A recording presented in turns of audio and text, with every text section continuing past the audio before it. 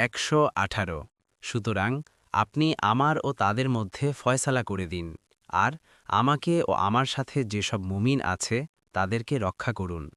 ১১৯ অতপর আমি তাকে এবং তার সাথে যারা বোঝাই নৌকায় ছিল তাদেরকে নাজাত দিলাম।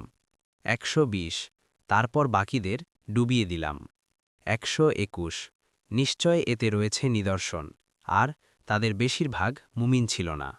১২২ আর নিশ্চয় তোমার রব, তিনি তো মহাপরাক্রমশালী, পরম দয়ালু। ১২৩ আদ জাতি রাসূলগণকে অস্বীকার করেছিল। ১২৪ যখন তাদের ভাই হুদ তাদেরকে বলেছিল, তোমরা কি তাকওয়া অবলম্বন করবে না? ১২৫ নিশ্চয় আমি তোমাদের জন্য একজন বিশ্বস্ত রাসূল।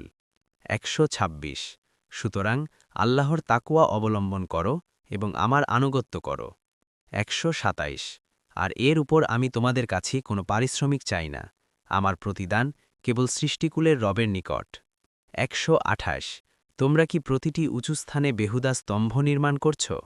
১২৯ আর তোমরা সুদৃঢ় প্রাসাদ নির্মাণ করছ, যেন তোমরা স্থায়ী হবে। ১৩০ আর তোমরা যখন কাউকে পাকড়াও করো স্বেচ্ছাচারী হয়ে। ১৩১ সুতরাং আল্লাহকে ভয় করো এবং আমাকে অনুসরণ করো।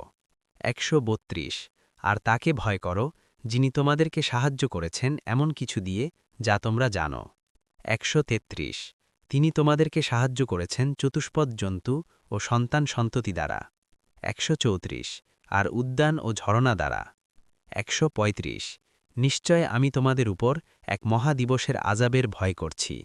১৩৬ তারা বলল, তুমি আমাদের উপদেশ দাও অথবা না দাও, উভয়ই আমাদের জন্য সমান।